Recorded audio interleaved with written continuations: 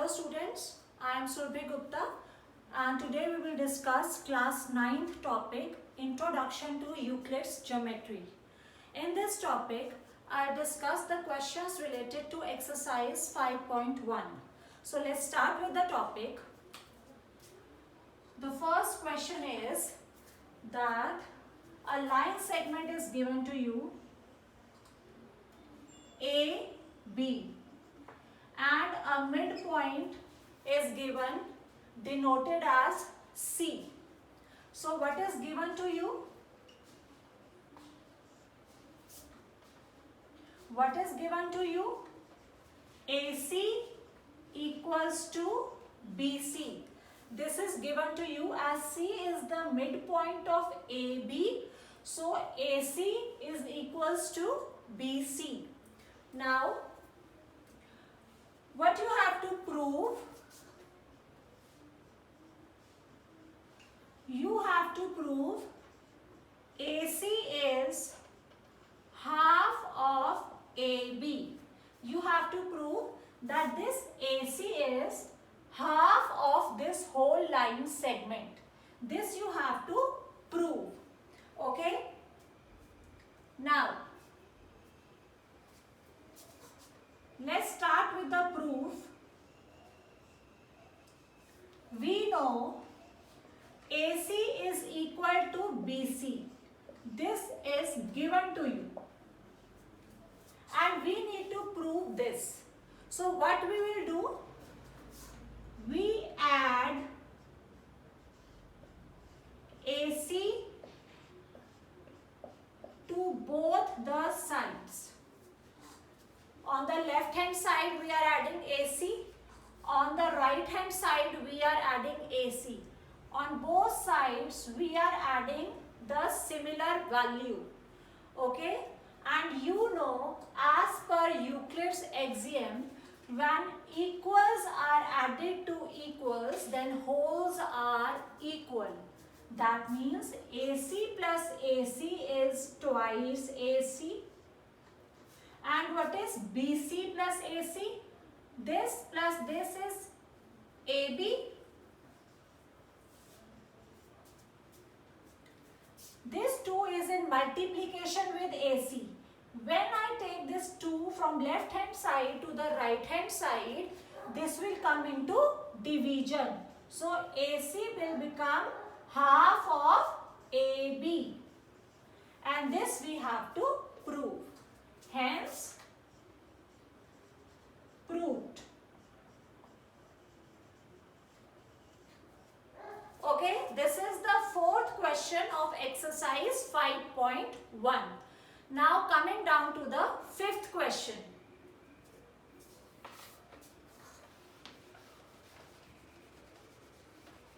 Coming down to the fifth question.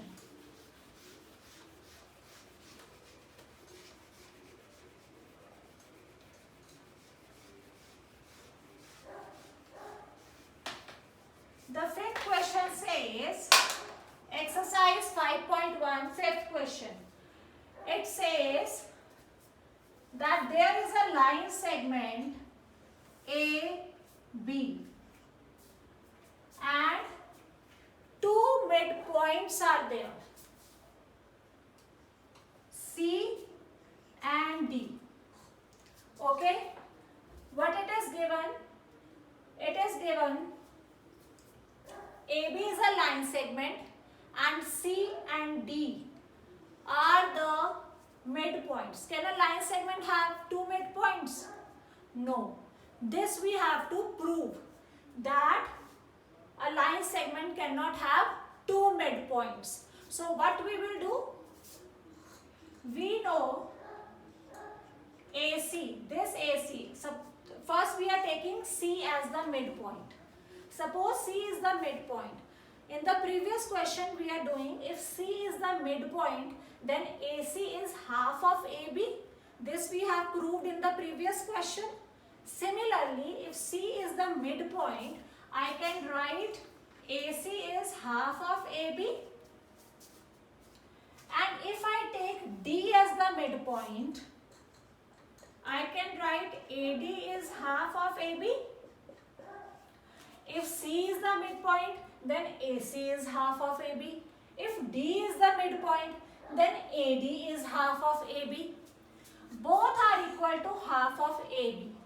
That means AC is equal to AD. AC is equal to AD. But this can only be done if C and D coincide with each other. That means C and D must be a single point. Only then we can say that AC is equal to AD. Okay. So what we're going to do is, we are saying that here C and D must coincide. Therefore, they are the similar points. That is, a line segment will have only one midpoint. Okay. Next, move to the next question. Question number 6.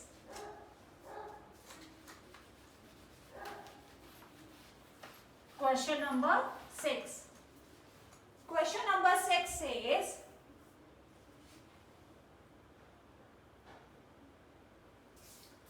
a line segment is given.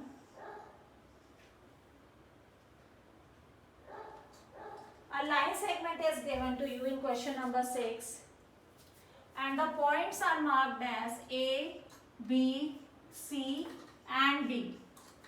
A, B, C and D. And it is given to you AC is equal to BD. AC is equal to BD. AC and BD are equal. AC, BD. They both are equal. And you have to prove,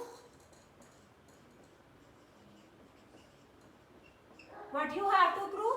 You have to prove AB is equals to CD. AB equals to CD. Now see carefully. AC and BD are equal. In both of them, this thing is common. So what we will do? We will subtract this thing from both sides. AC minus BC and BD minus BC. And we know from Euclid's axiom that when equals are subtracted, then the remainders are equal. When equals are subtracted from equals, then the remainders are equal. So AC minus BC is AB and BD minus BC is CD. And this we have to prove. Hence, proved. Now the last question is question number 7.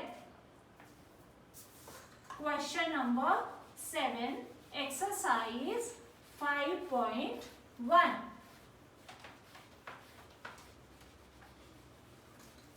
Question number 7 says, why is axiom 5 in the list of Euclid axioms considered a universal truth? What is axiom number 5? Axiom 5 says that the whole is always greater than the part. Yes, this is true. Suppose I take a whole number as 10 and it is made with the help of two parts, 7 plus 3. We know 7 plus 3 is 10. This is the whole and these are the parts. This is part 1. This is part 2. The axiom says the whole is always greater than the part. That means this whole value is greater than the parts. This part, this whole is greater than this part. This whole is greater than this part. So this is a universal truth that the whole value is always greater than the part. I hope the topic is clear to you. Thank you very much.